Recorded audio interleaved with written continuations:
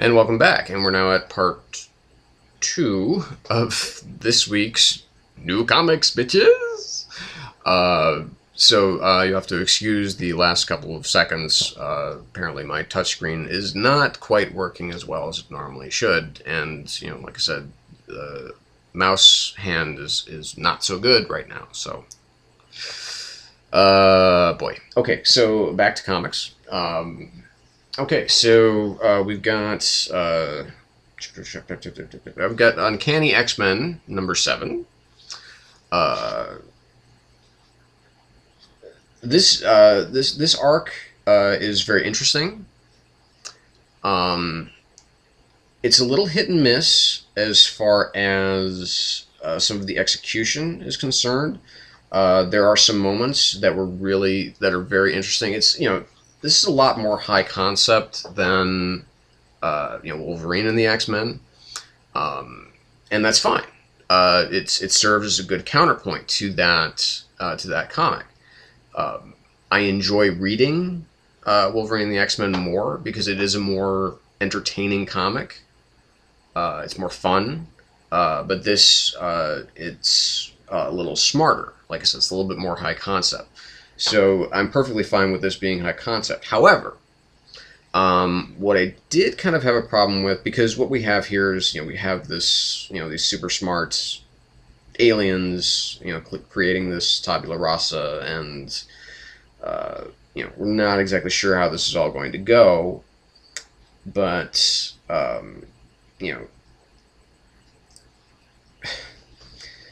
the thing that I have a problem with in this issue, and this is kind of surprising to me, I felt surprised when I saw it, is Greg Land's art. I like Greg Land a lot. I think he's a really good artist. However, if you look at the cover of this issue, and if you've read the issue, you probably know what I'm talking about. Storm has a couple of moments where she is kind of shouting at at the villain, which is known as the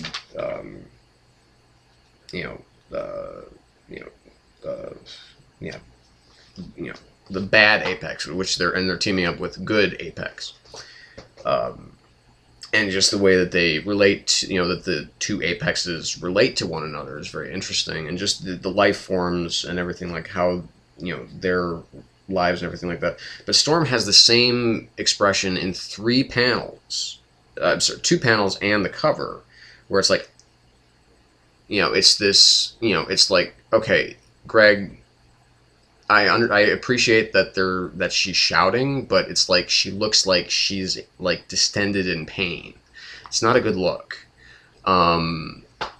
And I've seen that that was also really prevalent in Phoenix Endsong, which was also, of course, that was kind of, at least to me, it was the first series that brought Greg Land to my attention in his work.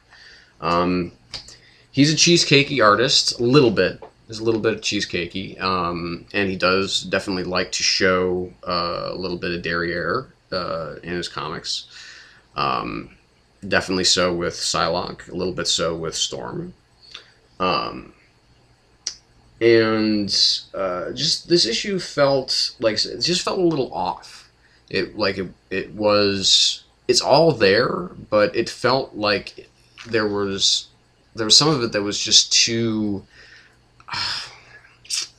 It was too simplified. It felt like this should have been a much longer book. So I guess that's my problem with it. Is that it was a little, it was too dense in some parts, that it got bogged down in its density and its plotting, and then all of a sudden it's like, okay, well, it's over now. There was no real big important scene, but there were some cool moments. I mean, there's no denying that.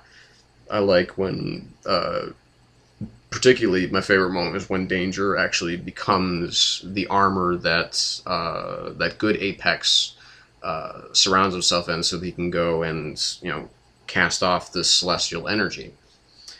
But like I said, it just felt like it just got bogged down too much in the detail, and not enough actual storytelling was going on. So I'd say this it's a good solid 3.5, edging more towards 4. But it's still more to the point, just pretty much a solid 3.5. So we got Super Dinosaur, number 8. Again, always a treat to read. It's the first issue of this comic was great. I loved it. I absolutely thought it was just brilliant. And with this issue, but it's always, since then, it's been good. It's been really good. It's been fun. It's been entertaining.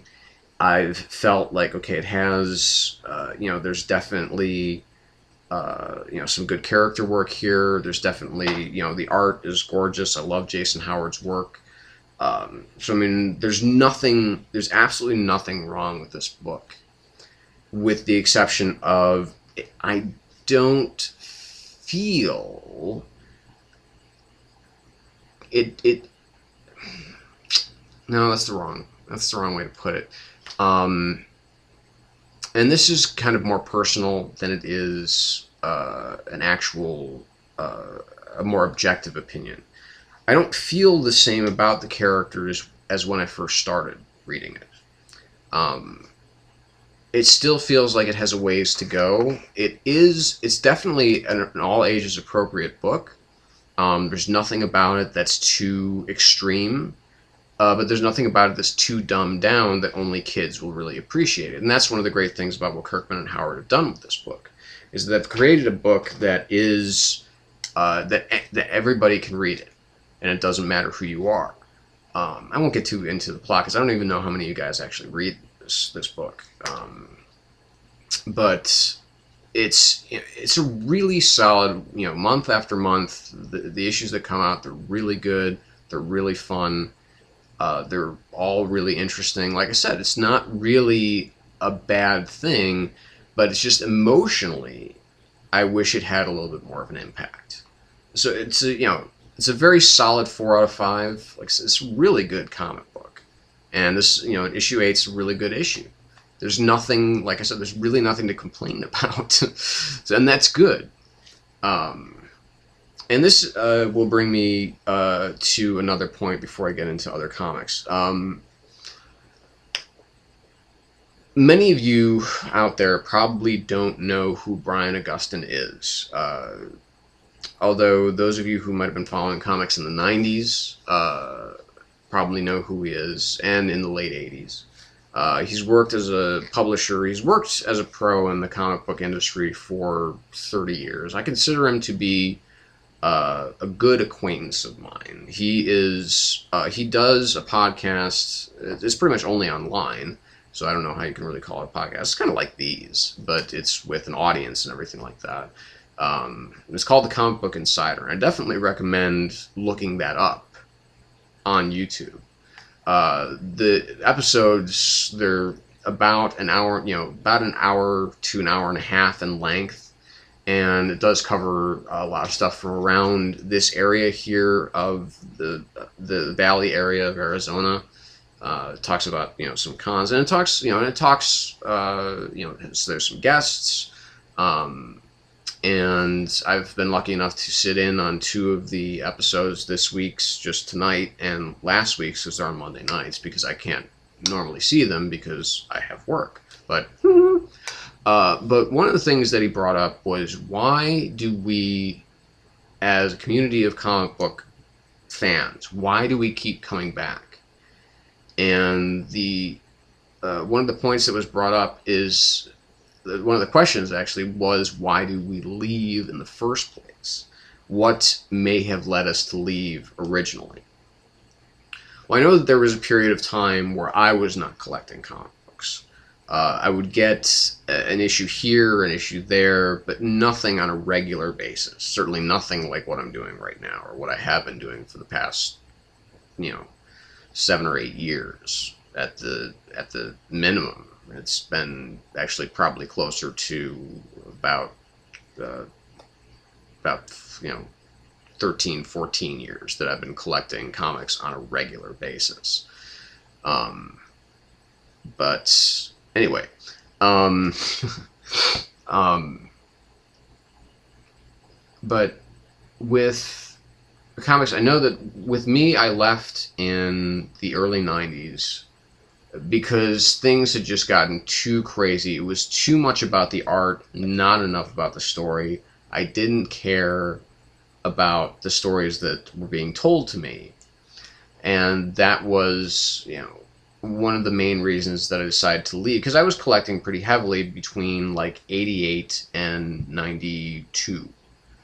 And then after that, it's just like, I don't care, because, it's like, here's, X-Men #1 and Cable and all of these other characters, and all these things happening that I just don't really give a shit about.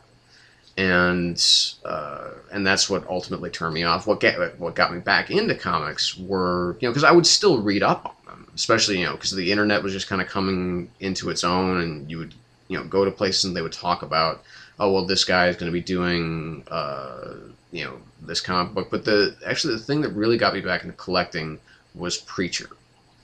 Preacher got me into the mindset of, you know what, it doesn't, the person that you're reading about doesn't have to have a cape. Or a superpower, even though Jesse Custer, the main character of Preacher, does actually kind of have a superpower. It doesn't have to be just about to be a great comic book.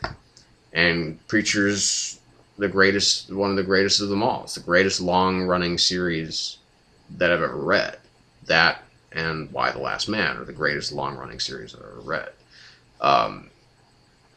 In fact, many of my favorite long-running series are actually non-superhero comics, or they play around with the tropes of superheroes, like Ex Machina or The Walking Dead. V for Vendetta, that's a miniseries, so I can't really count that. But anyway, but why I think we still read them, I think what leads us back to them is that we, as fans of the comic book medium, we realize that, okay, we look outside our own selves and at the world, and the world so often seems to be going to hell.